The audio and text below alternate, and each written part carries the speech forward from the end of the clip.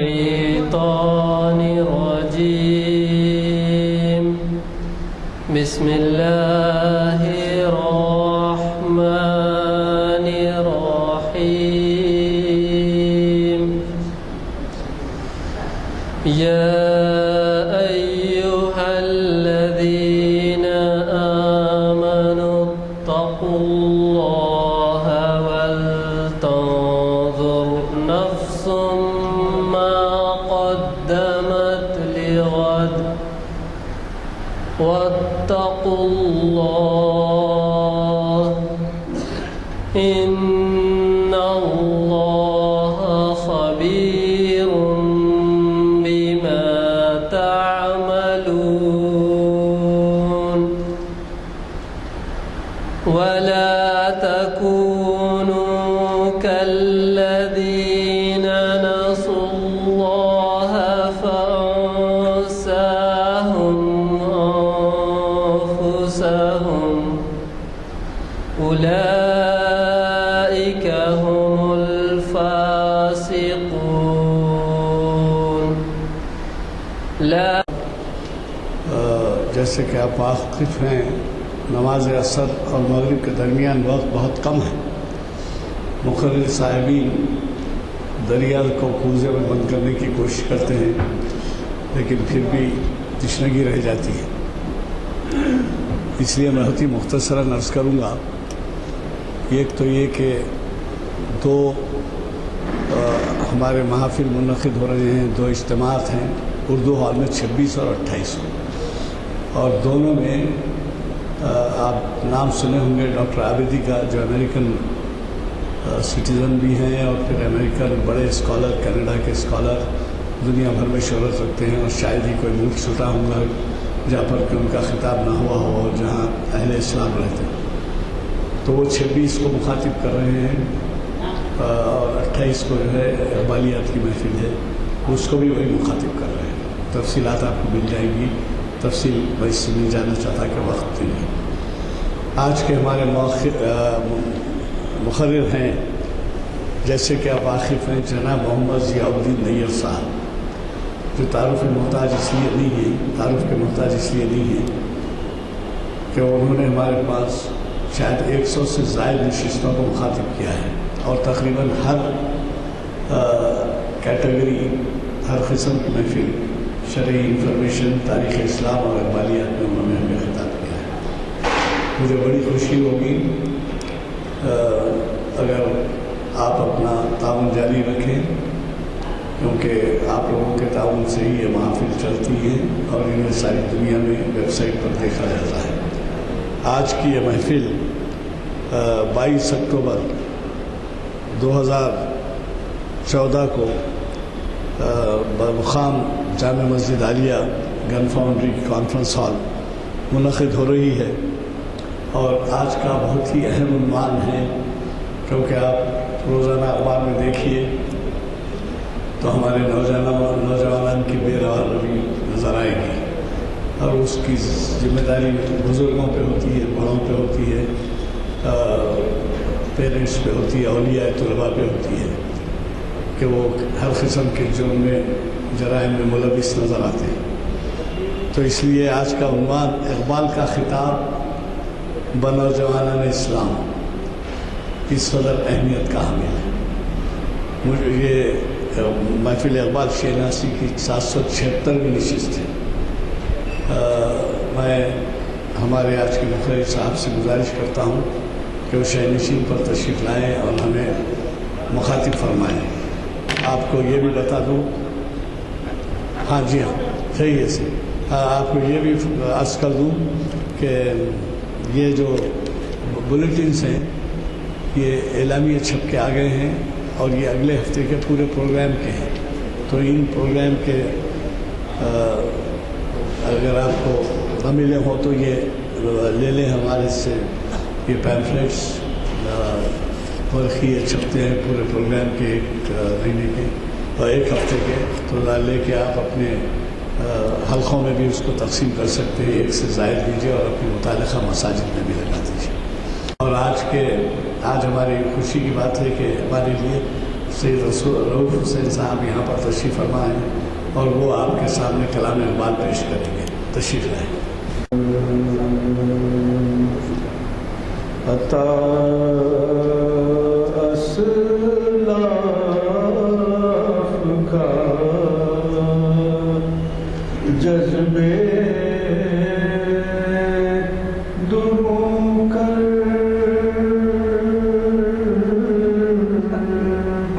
عطا اسلاف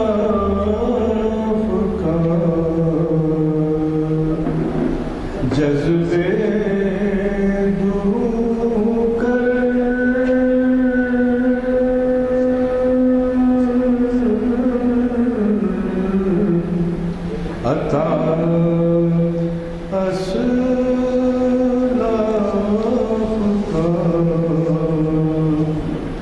جذبے دروں کر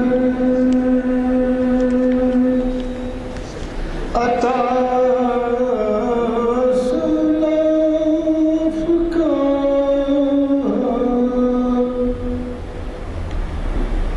جذبے دروں کر شریک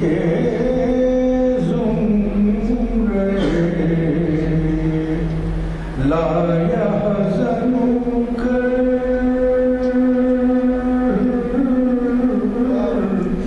شریک زمرے لا يحزنك عطا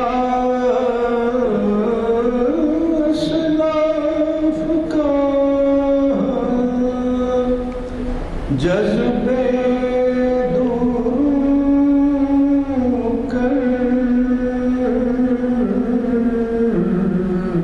شریک زمرے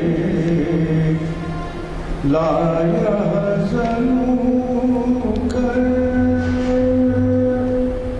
خرد کی گتھیاں سلجھا چکا میں خرد کی گتھیاں سلجھا چکا میں میرے مولا مجھے صاحب جنوں کر قرد کی گتھیاں سلجھا چکا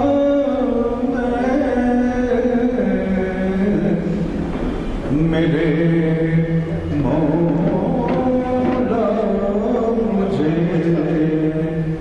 صاحب جنوں کر عطا اسلاف کا سوزے دروں کر شریک زمرے لا يحزنك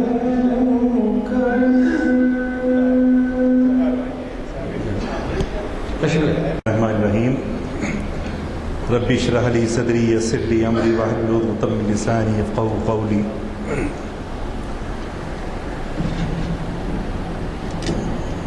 محترم عالی جناب غلام یزدانی صاحب، سینئر ایڈوکیٹ ڈاکٹر شمشاد حسین صاحب، جناب افتخار حسین صاحب، جناب کلیم اختر صاحب، بزرگوں اور دوستوں، السلام علیکم ورحمۃ اللہ وبرکاتہ.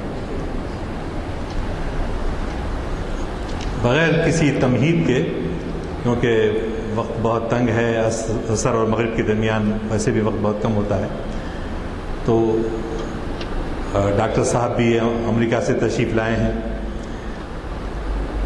تو آج کی جو گفتگو کا عنوان ہے علامہ اقبال کا خطاب نوجوانوں کے نام. بانگ درا جو پہلا مجموعہ کلام ہے علامہ اقبال کا، آپ جانتے ہیں کہ ابتداً انہوں نے جو نظمیں لکھی ابتدائی زمانے میں وہ ملک سے محبت، حب الوطنی کا اظہار اس میں زیادہ ہوا کرتا تھا. اور جب وہ 1905 میں انگلینڈ گئے اور 3 سال وہاں قیام رہا تو اس دوران وہاں ان کو مغرب کو غور سے دیکھنے کا موقع ملا. مغرب کی چکا چوند وہ برطانیہ جس کے اقتدار میں سورج کہیں غروب نہیں ہوتا تھا، تو ایسے زمانے میں علامہ اقبال وہاں گئے اور بھی بہت سارے لوگ گئے ہوں گے، لیکن بہت سارے لوگ عام طور پہ اس تہذیب کو جو اپنے آقاؤں کی ہوتی ہے اس کو اختیار کر لیتے ہیں، اس تہذیب کو، اس تمدن کو، ان خیالات کو. کیونکہ چڑھتے سورج کی پوجا کرنا جیسا ہم کہتے ہیں دکن میں محاورہ ہے، تو اسی طرح جو اقتدار میں رہا یہ ان کی تہذیب کو اختیار کرنا، ان کے کلچر کو اختیار کرنا، تو یہ ہندوستان میں بھی آزادی سے پہلے بہت عام بات تھی. ہم بہت سارے کتابوں میں ایسے واقعات پڑھتے ہیں.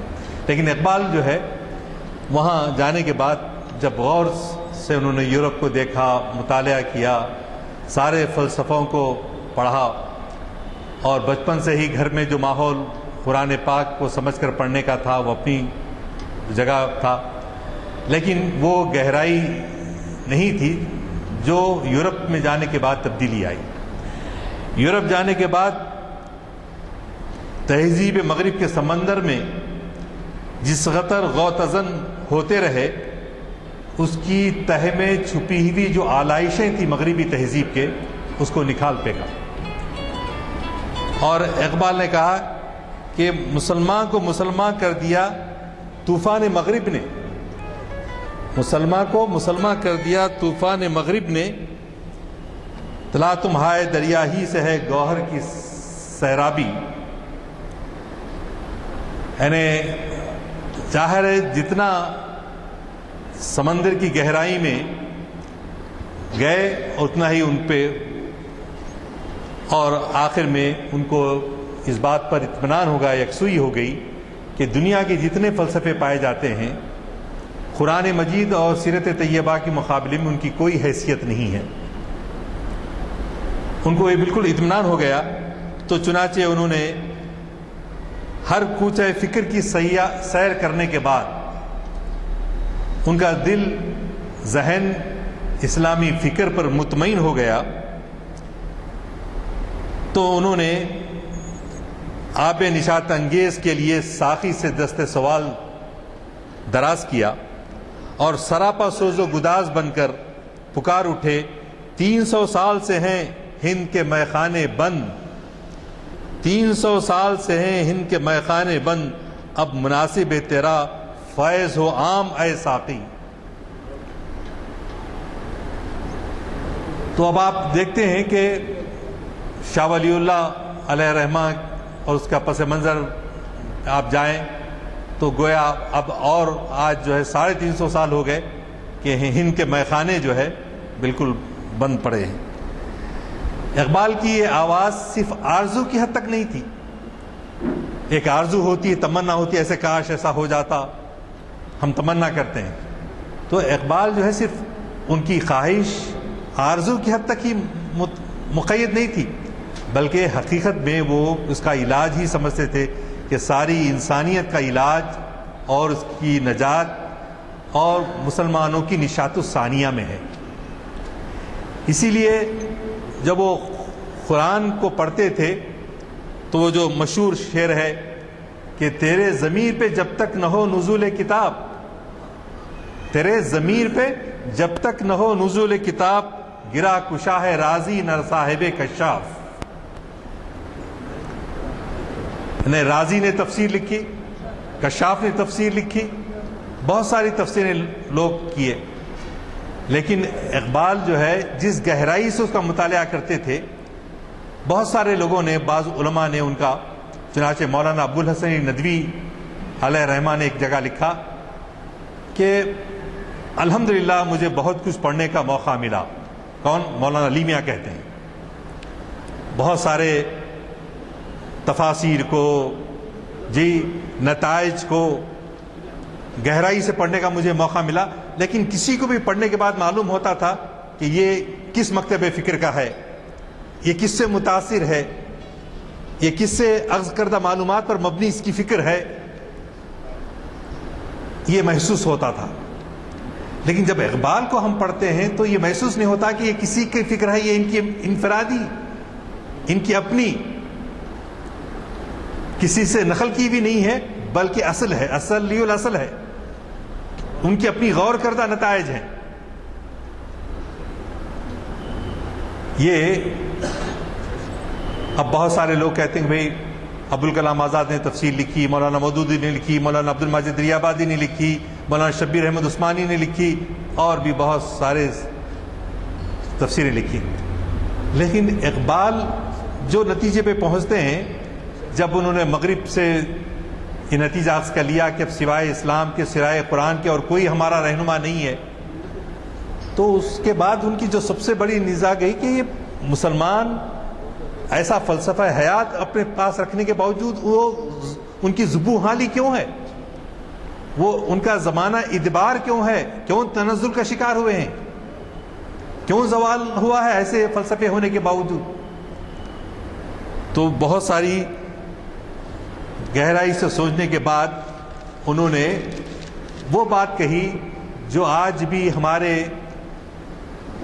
99% سمجھے مسلمانوں میں یہ بات پائی جاتی ہے کہ تقدیر کے فلسفے کے بارے میں. بھائی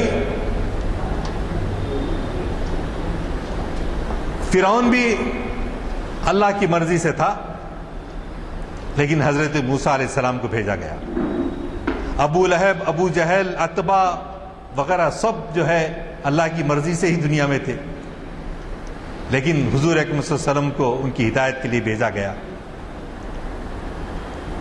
آج ہمارے ملک میں ایسے فلسفہ حیات والے نمائندہ بن کر آئے، اقتدار ملا ان کو، یہ بھی اللہ کی مرضی سے ہے. لہذا ہمارا کام کیا ہے؟ اللہ کی مرضی ہے. چلو تم ادھر کو، ہوا ہو جدھر کی. حالی نے کہا تھا اس زمانے کے لحاظ سے، چلو تم ادھر کو، ہوا ہو جدھر کی. اب زمانہ کدھر چل رہا ہے اس طرف آپ چلو. زمانے سے ٹکر لینا، کانفرنٹیشن اختیار کرنا، یہ مناسب نہیں ہے. تو یہ فکر پائی جاتی ہے، لیکن اسلام میں اور قرآن کے فلسفہ حیات میں اس سے بالکل ہٹ کر بات کہی گئی ہے. مسلمان کا عقیدہ کیا ہے؟ عقیدہ تو یہ ہے کہ اچھا اور برا دونوں اللہ ہی کی طرف سے ہوتا ہے،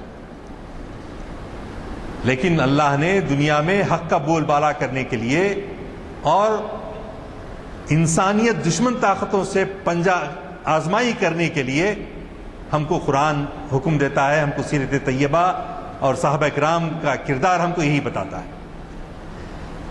لیکن افسوس کہ ہمارے بہت سارے علماء ابھی بھی یہ سمجھتے ہیں کہ اللہ کی مرضی سے ہے. میاں یہ کیا کرتے بیٹھے ہوئے ہیں؟ اللہ اللہ کرو، گھر میں نماز پڑھو اور بس کافی ہے. تو یہ ایک مریضانہ تصور مسلمانوں میں آ گیا تقدیر کے بارے میں. میں مریضانہ تصور اس لیے کہہ رہا ہوں کہ وہ ایک جگہ کہتے ہیں، جب انہوں نے مسلمانوں کے زوال کا جائزہ لیا کہ اتنا اچھا فلسفہ حیات ہونے کے باوجود، قرآن اور حدیث ہونے کے باوجود یہ کیوں زوال پذیر ہوئے، تو انہوں نے بڑی گہرائی سے غور کیا. کرنے کے بعد انہوں نے یہ کہا کہ مسلمان جو ہے بے عملی کے لیے شراب الست پلا کر یہ اللہ کی مرضی سے ہے، اللہ کے حکم سے ہے، بے عمل بنا دیا. اور اللہ میاں کی شان میں وہ اب بظاہر دیکھے تو لوگ کہیں گے کہ بھئی شکوہ میں اللہ اقبال نے بڑی اللہ میاں کی شان میں گستاخی کی. رحمتیں ہیں تیری اغیار کے کاشانوں پر، برق گرتی ہے تو بیچارے مسلمانوں پر. برق گرتی ہے تو پاپ بیچارے مسلمانوں پہ. دکنی لہجے میں اگر بولے پاپ بیچارے، ہم کچھ نہیں کرے تو پاپ بیچارے، کچھ کرے تو بیچارے، کچھ نہیں کرے تو پاپ بیچارے ہیں، ہم کچھ کرتے ہی نہیں. اور اقبال نے ایک بڑا اچھا شعر وہاں کہا، کبھی ہم سے کبھی غیروں سے شناسائی ہے. اے اللہ میاں آپ ہم پہ بھی نوازے، صحیح ہے، 800 سال ہندوستان میں حکومت کرے، کبھی ہم سے کبھی غیروں سے شناسائی ہے، بات کہنے کی نہیں تو بھی تو ہر جائی ہے. آپ ان کو بھی نوازا رہے ہیں، ہم ان کو بھی نواز رہے ہیں، ہم کو بول رہے ہیں کہ وہ رہے، ایسا کیوں؟ تو پھر انہوں نے دیکھو اللہ میاں کے ازلی قانون کیا ہے. اس شعر کو سمجھ جائیں تو میں سمجھتا ہوں آج کی تقریر کا کچھ خلاصہ ہم جو ہے ذہن میں آ جائے گا ہمارے، کہ فلسفہ تقدیر ہے کیا. عدل ہے فاتر ہستی کا ازل سے دستور. عدل یعنی انصاف ہے، فاتر ہستی یعنی پیدا کرنے والا، فاتر السماوات والارض، آسمانوں اور زمین کا پیدا کرنے والا. عدل ہے فاتر ہستی کا ازل سے یہ دستور، روز اول سے یہ قانون اللہ میاں کا بنا ہوا ہے، سنت الہی ہے روز ازل سے. کیا؟ عدل، انصاف. مسلم آئی ہوا کافر تو ملے حور و قصور. مسلم آئی ہوا، کون کافر؟ ارے وہ کافر ہے، ہم آپ کافر کے فتوے دے لیتے رہو، کافر ہے بولتے رہو، کچھ اس سے بدلنے والا نہیں. لیکن عمل کی تعریف، ہم سب سے بڑا ظلم ہم جو کرتے ہیں وہ عمل کی تعریف. عمل، ایمان و عمل بہت اچھا ہے بولنے کے لیے، ایمان و عمل الفاظ تو آسانی سے ادا ہو جاتے ہیں، لیکن گہرائی سے سوچیں ایمان سے کیا مراد ہے اور عمل سے کیا مراد ہے. صرف عبادات کو بجا لانا ہے. ابھی قربانی کیے، خوب گوشت کھائے، لیکن اصل روح ہے. حضور اکرم صلی اللہ علیہ وسلم قربانی دے کے گھر کو آئے، آ کے بی بی عائشہ رضی اللہ تعالیٰ سے پوچھا کیا گوشت پورا تقسیم ہو گیا؟ تو بی بی عائشہ نے کہا نہیں، ایک ران باقی ہے،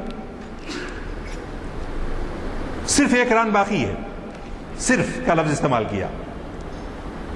تو حضور اکرم صلی اللہ علیہ وسلم کہا اے عائشہ ایسا نہ کہو کہ صرف ایک ران باقی رہا، باقی سب کچھ رہا جو تم نے تقسیم کر دیا، یہ جو گھر میں رہا وہ ضائع گیا.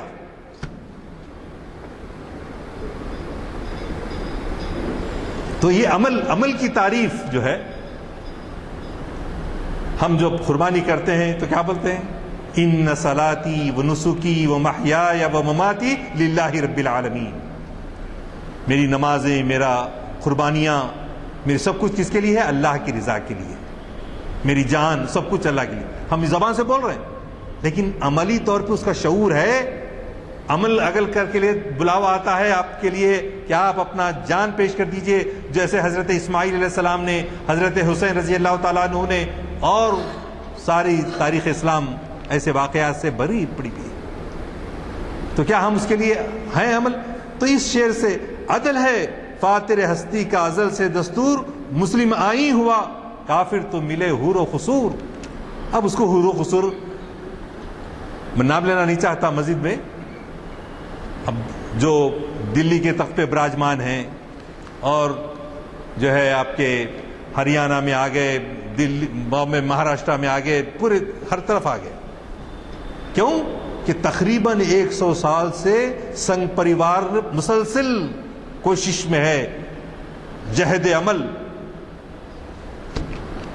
چپ نہیں بیٹھے وہ لوگ، فلسفے کو گولوار کر کے فلسفے کو ہمارے بزرگ حضرات بیٹھے ہوئے جانتے ہیں. گولوار کر کے فلسفہ 1925 میں RSS کا قیام عمل میں آیا، لیکن جب سے لے کے آج تک وہ برابر سرگرداں ہیں. مقصد نصب العین سامنے ہے ان کے, اچیو کرنے کے لیے لگے ہوئے ہیں. اور آج 1.5 لاکھ سے زیادہ ان کے والنٹیئرز ہیں. اور ہمارے پاس کیا ہے؟ عمل, ایمان و عمل, ایمان و عمل. ہم کہہ رہے ہیں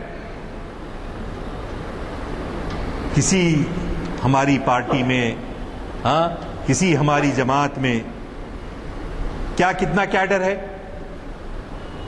بہت ہوا تو جماعت اسلامی کے پاس کچھ تھوڑا بہت کیڈر. ہم کو اپنے آپس میں لڑنے سے فرصت نہیں ہے. اب شکوا کر کے کیا فائدہ؟ ارے ان کو تو ان کا آگے انہوں آگے تو آئیں گے. کیوں کہ مسلم آئی ہوا کافر تو ملے حور و قصور. مسلمانوں کے جو کام کرنا تھا انہوں نے اختیار کیا. آپ نام دے لو ان کو.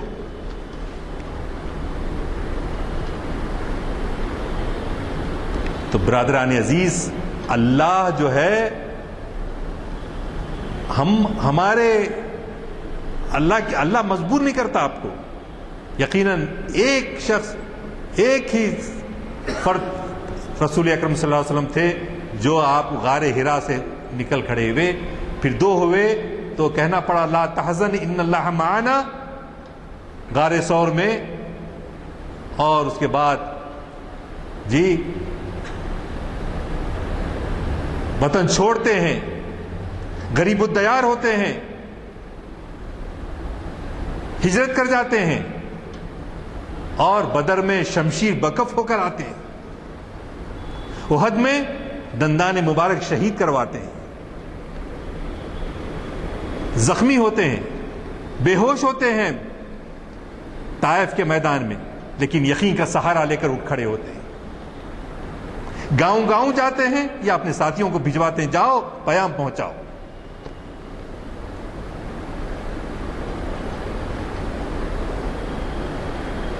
وہ دیوانہ کوئے محبوب ہر گاؤں, ہر دیہات, ہر قریہ جاتا رہا اور پیام حق کی ہمتن اشاعت میں سرگرداں رہا. ہم سوائے وہ محبت کے زبان پہ تو ہیں, لب پہ صدائے احمد تو ہے, لیکن ہاتھ میں ابلیس کا جام ہے. ہر کام شیطانی ہے مگر زبان محو ذکر ربانی ہے.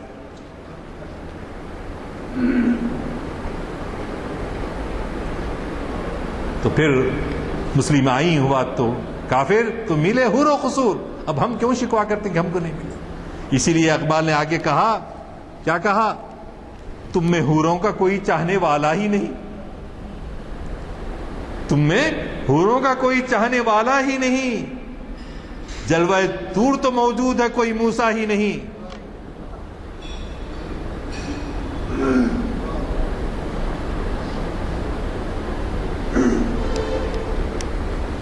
اگر تم کو واقعی کچھ اپنے اسلاف کے کارناموں کا خیال ہے, جو پیام تک ملا اس پہ تم کو احساس ہے, تو اپنے آپ کو بدلو.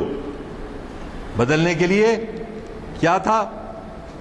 وہ زمانے میں معزز تھے مسلمان ہو کر, اور تم خار ہوئے تاریک قرآن ہو کر. ہم کیا اتنی گہرائی, مطلب, غور و فکر, تدبر کر کے قرآن کو پڑھتے ہیں؟ کتنا جلدی ختم ہوگا اچھا ہے.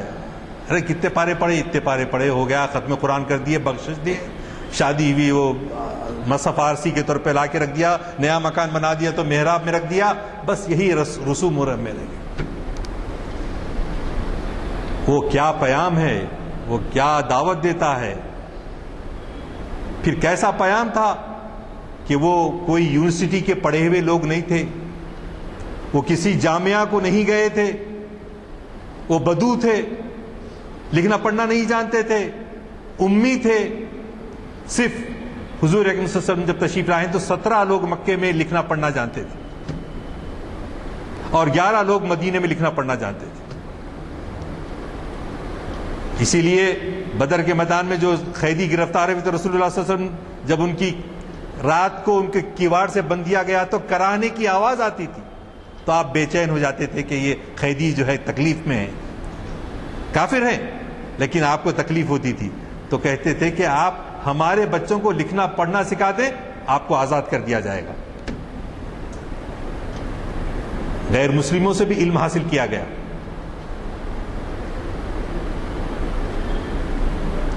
تو ہم اس طرح سے اگر ہم میں بدلنا ہے تو پھر آپ کو کیا کرنا پڑے گا؟ خراب کر گئی شاہی بچوں کو صحبت زاغ، وہ شکست خوردہ شاہی جو پلا ہو کرگسوں میں، وہ شکست خوردہ شاہی جو پلا ہو کرگسوں میں، اسے کیا خبر کہ کیا ہے رہے و رسم شاہبازی۔ مردار کھا رہے سو ان کے ساتھ، کرگس بولے تو مردار کھانے والا، گدھ، ان کی طرح ہم بھی کون سا حلال کھا رہے ہیں کون سا حرام کھا رہے ہیں، کیا ہے؟ دیکھو ہم اپنا جائزہ لیں زندگی میں۔ تو بالکل الٹا، ہمارے کرنے کے کام وہ کر رہے ہیں، ان کے کرنے کا کام ہم کر رہے ہیں۔ تو بتوں سے تجھ کو امیدیں، خدا سے نہ امیدی، مجھے بتا تو صحیح اور کافری کیا ہے؟ آپ ایمان اللہ پہ رکھیں، رسول اللہ سے محبت رکھیں۔ اصل میں اقبال کو پڑھنے کے بعد جو چیز سمجھ میں آتی ہے وہ تین چیزیں۔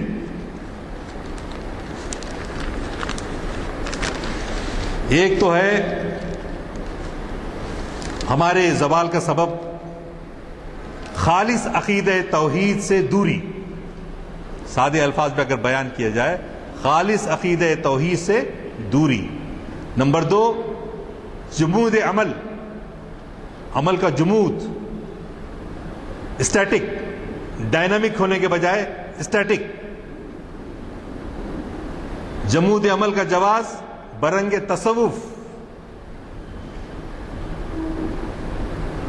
تصوف واہ واہ کرتے بیٹھے ہی رہیے، لذت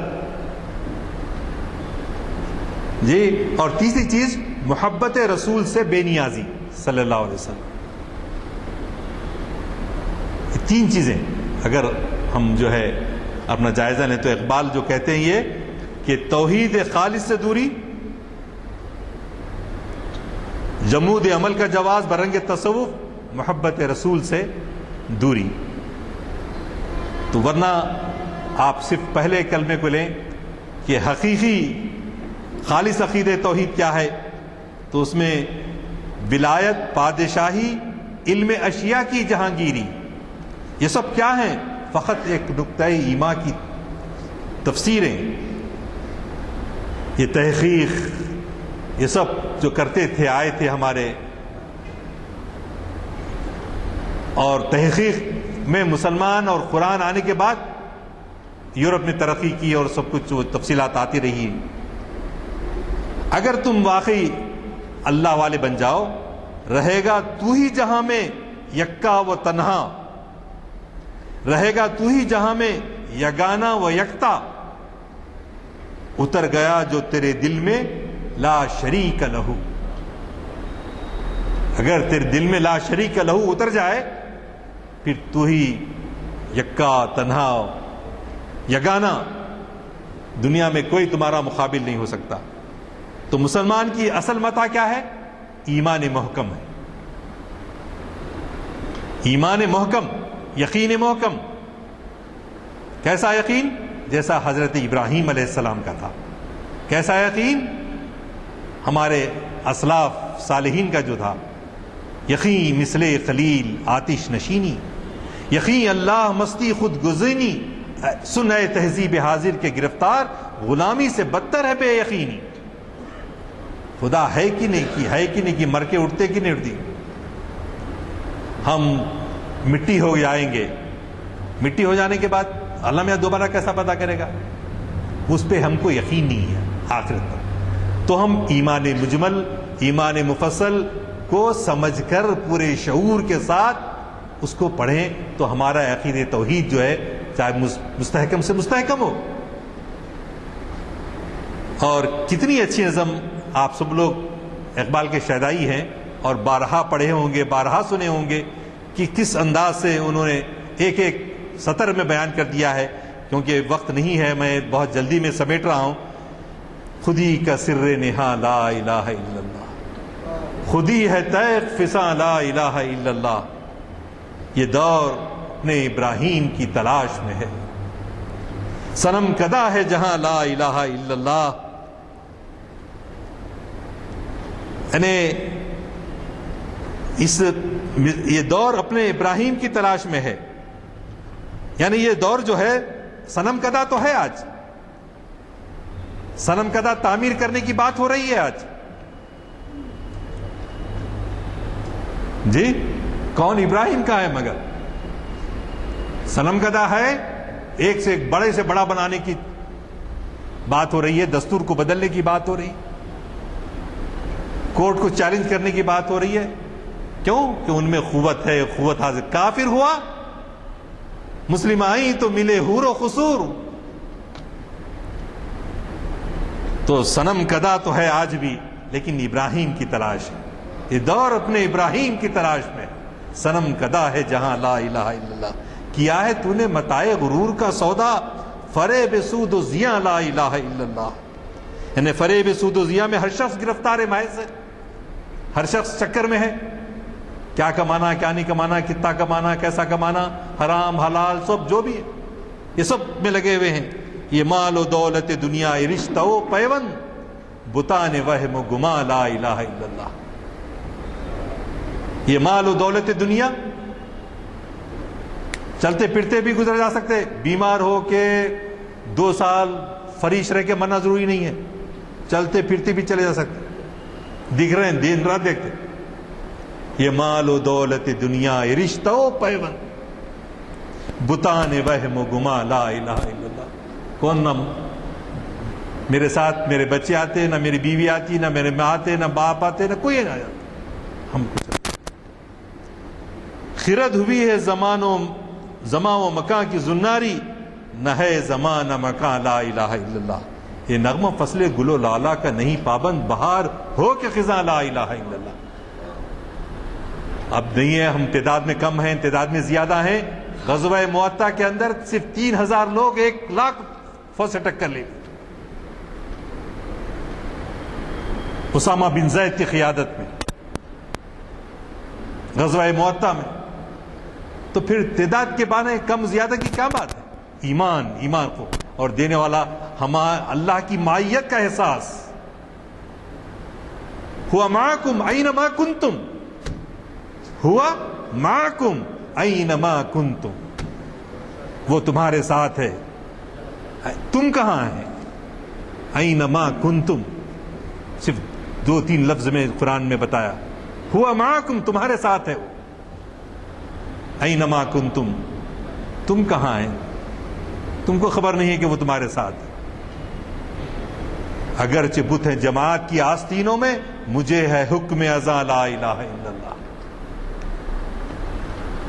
تو برادران عزیز، اصل میں یہ جو نظم تھی، اب وہ تیاری کر کے تو آتے لیکن وقت ہی نہیں ملتا، تو جو ہے وہ بات ادھوری رہ جاتی ہے. تو دوسری چیز جو تصوف کی بنیاد پر ہمارے پاس بہت سارا چکر چلاتے ہیں، بھئی تصوف ہے. تو تصوف میں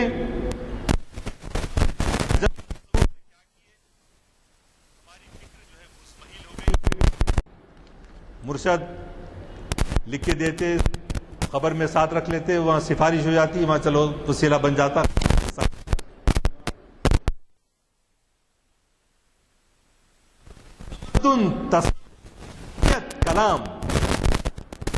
تمدن تصوف شریعت کلام، بتانے عجم کے پجاری تمام، بتانے عجم کے پجاری تمام، حقیقت خرافات میں کھو گئی، یہ امت روایات میں کھو گئی. وہ صوفی کہ تھا خدمت حق میں مرد، محبت میں یکتا حمیت میں فرد، عجم کے خیالات میں کھو گیا، یہ سالک مقامات میں کھو گیا. بجھی عشق کی آگ اندھیر ہے، مسلمان نہیں راک کا ڈھیر ہے. یہ حکمت ملکوتی، یہ علم لاہوتی، حرم کے درد کا درما نہیں تو کچھ بھی نہیں، حرم کے درد کا درما نہیں تو کچھ بھی نہیں۔ ہمارے خادم حرمین شریفین وہ کرنے کے بجائے امریکہ کو خوش کرنا، جرمنی کو خوش کرنا، ان کو خوش کرنے میں لگے ہوئے۔ کیوں؟ میرا اقتدار چلے گیا تو کیا ہوگا؟ ارے کتنے دن جی رہے، پٹ پٹ بول کے 3-4 بھائی ایک سال میں گزر گئے۔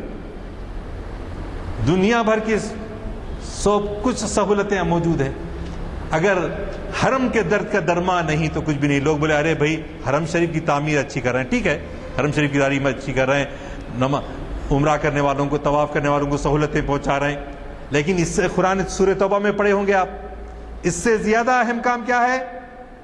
یہ تولیت، مسجد کی تولیت، حرم شریف کی تولیت نہیں، اس سے زیادہ کام اپنے مال و اسباب، اپنی جان کے ساتھ اللہ کے لیے قربان کر دینا۔ ورنہ جو ہے سورہ توبہ کے اندر جو آیا ہے انجام کیا ہونے والا ہے وہ خصوص بتا دیا گیا ہے۔ سورہ انفال اور سورہ توبہ پڑھیے اور تیسرا پارہ پڑھیے، اس کے اندر جو ہے آپ کو بہت ساری ہمارے ایمان کو ایک تقویت ملے گی، حرارت ملے گی کہ ہمارا نصب العین زندگی کا کیا ہے۔ یہ حکمت ملکوتی، یہ علم لاہوتی، حرم کے درد کا درما نہیں تو کچھ بھی نہیں۔ یہ ذکر نیم شبی، یہ مراقبے، یہ سرور، تیری خودی کے نگہباں نہیں تو کچھ بھی نہیں۔ اور یا اوسط افلاک میں تکبیر مسلسل، یا خاک کی آغوش میں تسبیح و مناجات، وہ مذہب مردان خداگاہ و خدا مست، یہ مذہب ملا و جمادات و نباتات۔ الفاظ و معنی میں تفاوت نہیں، لیکن ملا کی اذاں اور مجاہد کی اذاں اور، پرواز ہے دونوں کی اسی ایک فضا میں، کرگس کا جہاں اور شاہی کا جہاں اور۔ اتنے اشعار اقبال کے جو ہے، یہ ہے قرآن پڑھنے کے بعد ان کے دل سے نکلی ہوئی باتیں کہ مومن حقیقت میں کون ہوتا ہے، کیسا ہوتا ہے۔ تو عشق رسول کے لیے انہوں نے کہا تو اے مولا یثرب آپ میری چارہ سازی کر، میری دانش ہے رفرنگی، میرا ایمان ہے زناری، اس راز کو اب فاش کر اے روح محمد، آیات الہی کا نگہباں کدھر جائے۔ خیرہ نہ کر سکا مجھے جلوہ دانش فرنگ، سرما ہے میری آنکھ کا خاک مدینہ و نجف۔ اور یہ شعر تو عام ہے اور عام فہم بھی ہے کہ محمد سے وفا تو نے تو ہم تیرے ہیں، یہ جہاں چیز ہے کیا لوح و قلم تیرے ہیں۔ اسی قرآن میں ہے ابتر کے جہاں کی تعلیم۔ ہمارا صوفی کیا کر رہے ہیں؟ جو بھٹکے ہوئے صوفی ہیں انہوں قرآن سے کیا نکالیں؟ اسی قرآن میں ہے ابتر کے جہاں کی تعلیم، جس نے مومن کو بنایا مہو پروین کا امیر۔ اس کے بجائے یہ دنیا اوروں کے حوالے کر دو، اس دنیا سے ہمارا کیا لینا دینا ہے؟ تم اسے بیگانہ کر دو عالم کردار سے، تا بساط زندگی میں اس کے سب مہرے ہوں مات، خیر اسی میں ہے قیامت تک رہے مومن غلام، چھوڑ کر اوروں کی خاطر یہ جہان بے سباز۔ مست رکھو ذکر و فکر صبح گاہی میں اسے، پختہ تر کر دو مزاج خانقاہی میں سے۔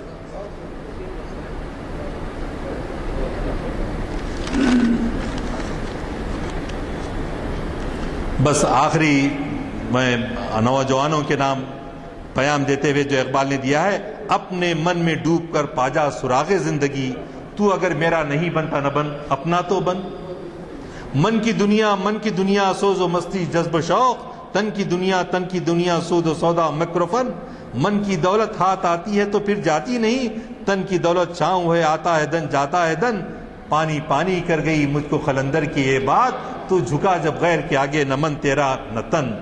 عقل و دل و نگاہ کا مرشد اولی ہے عشق، عشق نہ ہو تو شرع و دین بت کا دے تصورات۔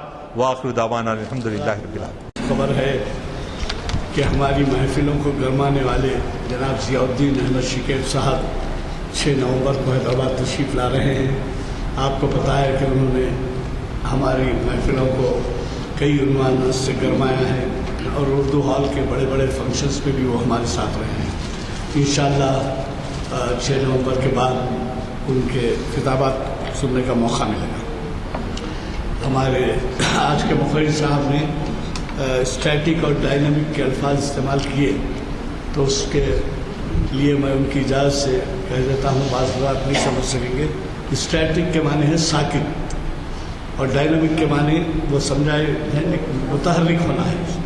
اور دوسرے جو ہے انہوں نے ایک مصرع پڑھا ہے، خراب کر گئی شاہی بچے کو صحبت زاغ، تو اس میں جو ہے زاغ جو ہے کوے کو کہا جاتا ہے نا، اور کوے کی صحبت میں شاہین کا بچہ جو ہے، شاہین کے بچے کی صحبت میں کوا تھا، تو ہوا یہ کہ کوے پہ تو اثر نہیں ہوا، لیکن شاہین پہ اثر یہ ہو گیا کہ وہ کوے کی لیول کا ہو گیا، اور شاہین ہے آپ کو معلوم بہت بلندی پہ اڑنے والا۔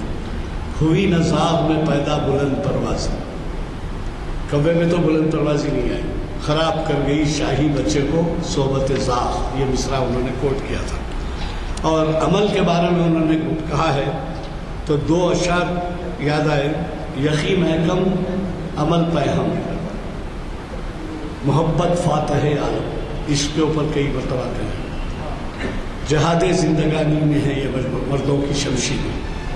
اور پھر اسی طریقے سے یہ تو شعر زبان زد خاص عام ہے کہ عمل سے زندگی بنتی ہے جنت بھی جہنم بھی، یہ خاکی اپنی فطرت میں نہ نوری ہے نہ ناری، نوری سے مطلب آگ سے پیدا بنایا گیا جسم، نہ نار سے۔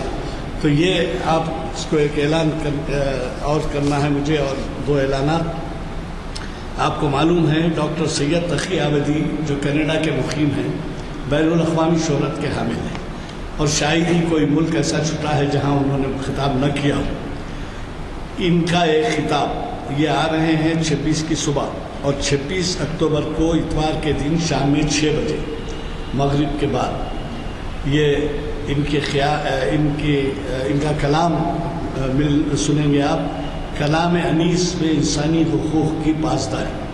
اب ممکن ہو میں بہت سے لوگ جانتے ہوں، لیکن یہ بھی کہہ دیتا ہوں کہ انیس صاحب ایسے شاعر ہیں جو شاید ہمیشہ اردو زبان میں وہ اپنا مقام رکھیں گے، اور غیر معمولی شہرت کے حامل ہیں، اور ان کا عنوان وہی ہے ممتاز محقق ادیب شاعر و نقاد وزٹنگ فیلو شعبہ اردو مولانا آزاد یونیورسٹی،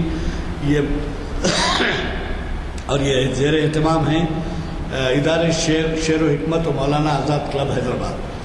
اس میں جو ہے صدارت پروفیسر MM تقی خان کر رہے ہیں، جو ہمارے ہاں بھی کئی مرتبہ آپ کو مخاطب کر چکے ہیں، اور ان کا مقام ہمارے ہاں امریکہ میں ہمارے سفیر کا ہے۔ امریکہ کینیڈا وہ جان بھی جاتے ہیں، ہمارے ان محافل کا ذکر ضرور کرتے ہیں، اور اب ان کو بھی وہاں کے تاثرات ملتے ہیں۔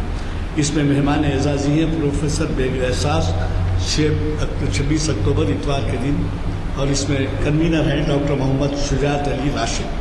ایک دوسرا اعلان یہ ہے 28 تاریخ کو یہ آپ کا اپنا اجتماع ہے، اسے بھی وہی مخاطب کر رہے ہیں، لیکن عنوان کلام اقبال اور فلسفہ شہادت۔ یہ عنوان اس وجہ سے دیا گیا ہے کہ محرم کا آغاز ہو جاتا ہے، اور فلسفہ شہادت کے بارے میں علامہ اقبال کے کلام میں آپ کو کیا کیا رہنمائی ملتی ہے اس کی وضاحتیں آپ کو ملیں گی۔ اور یہ بھی جو ہے ڈاکٹر سید تقی عابدی کینیڈا سے تشریف لائیں گے، 28 کو مخاطب کریں گے، وہی مقام اردو ہال، اور اس میں مہمان اعزازی پروفیسر فاطمہ بیگم پروین، یہ سابق vice chancellor vice principal college of arts اور صدر شعبہ اردو جامعہ عثمانیہ رہے ہیں، بتاریخ 28 اکتوبر 2014 بروز منگل بوقت 6 سال۔ یہ اس میں ضرور شرکت فرمائیے۔ اس کے کنوینر ڈاکٹر محمد شجاعت علی راشد۔ جی سر، اب وہ تو بلکہ مجھے ایک چیز پوائنٹ آؤٹ کرنا ہے، صدارت لکھ دیے ہیں سینئر ایڈوکیٹ اور صدر محفل ہے، حالانکہ صدر نہیں ہوں میں کنوینر ہوں، یہ وہ چھپ کے آ گئے ہیں، صدر نہیں ہوں میں، ہاں صدارت تو رہے گی لیکن کنوینر ہوں میں، صدر نہیں ہوں۔ جزاک اللہ۔